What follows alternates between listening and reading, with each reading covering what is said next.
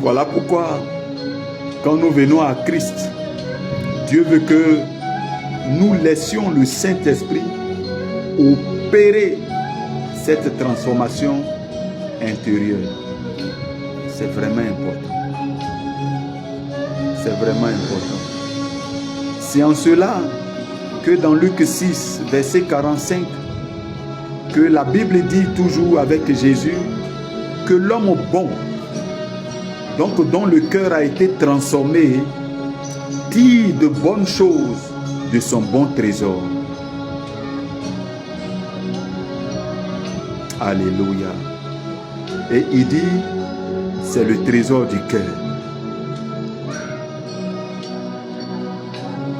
Ton cœur doit avoir un bon trésor. Et le cœur devient bon quand il subit cette transformation intérieure. Alléluia. Alléluia. Et je vais te montrer comment le cœur te pousse à de mauvaises choses. Nous allons prendre Éphésiens 2, les versets 1 à 3. Donc Éphésiens, c'est dans le Nouveau Testament, le chapitre 2, à partir du verset 1 jusqu'à 3. La Bible dit ceci. Vous étiez morts par vos offenses et par vos péchés. Donc quand tu ne connais pas Christ, tu es mort spirituellement, quoique tu sois vivant. Quand on coupe une branche d'un arbre, les premiers jours, les feuilles de la branche coupée sont encore verdoyantes. Donc à vue d'œil, la feuille est vivante, quoiqu'elle est morte. Parce qu'on va apprécier la mort de cette feuille-là, le dessèchement, quand un jour va passer, 2 jours va passer, parce que la sève n'arrive plus à arriver au niveau de ces feuilles-là, retranchées, elles commencent à montrer qu'elles sont desséchées, qu'elles sont mortes. Donc, bien-aimé, si tu n'as pas Jésus, tu vis, c'est vrai, mais tu es mort spirituellement. La Bible dit à Éphésiens 2, verset 1, que vous étiez morts par vos offenses et par vos péchés. Donc, quand tu es mort, parce que tu n'as pas encore rencontré Christ, le cœur te pousse au mal. C'est comme ça, 2 personnes peuvent se mettre ensemble, créer une entreprise, et puis l'autre, son cœur le pousse à détruire son collaborateur pour récupérer lui seul l'entreprise. Je te dis la vérité. Tant que quelqu'un n'est pas en Christ, il est mort spirituellement.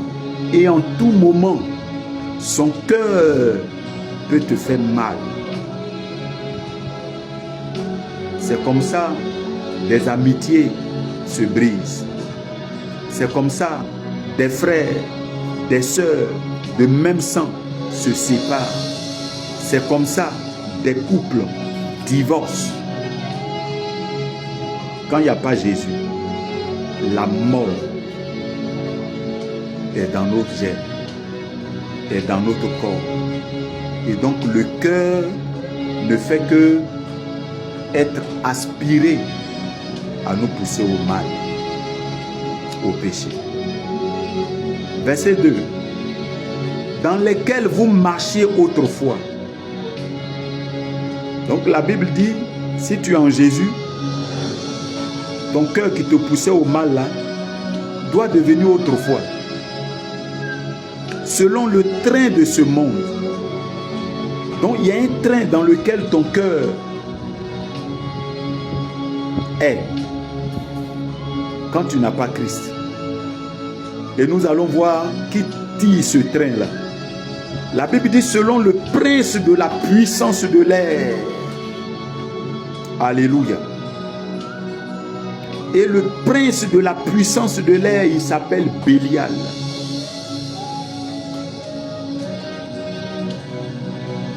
Il est prince dans l'organisation du diable, qui est composé de 4 princes, de 8 sous-princes et des démons.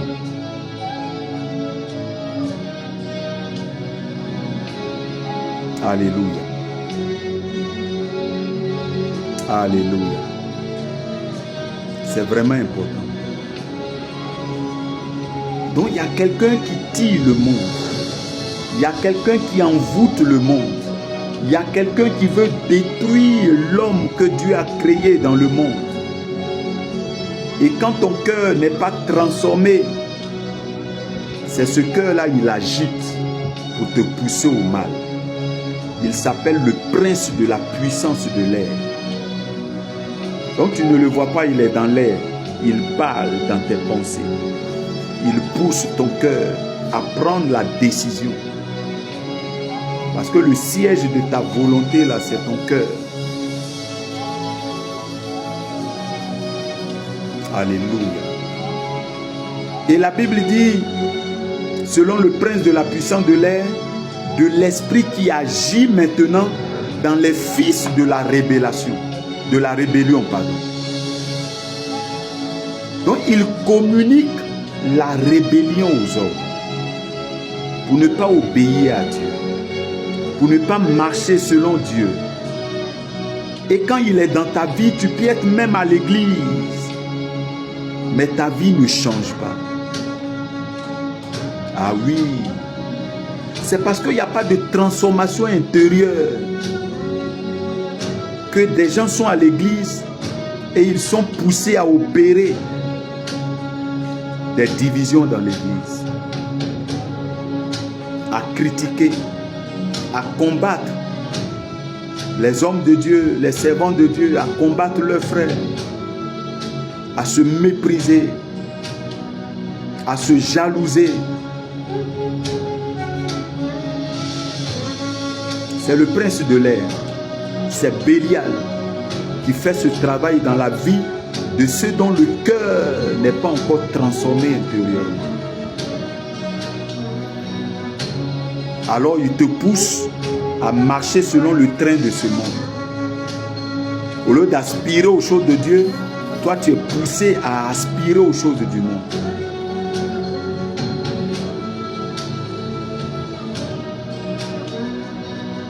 Jésus dit, ce cœur-là, quand il est pris par le prince de l'air, il n'y a rien de bon qui peut sortir de lui. Alors tout ce qui sort de ce cœur-là, c'est ça qui te saoule, qui te rend sale et qui fait que tu n'es pas agréable à Dieu.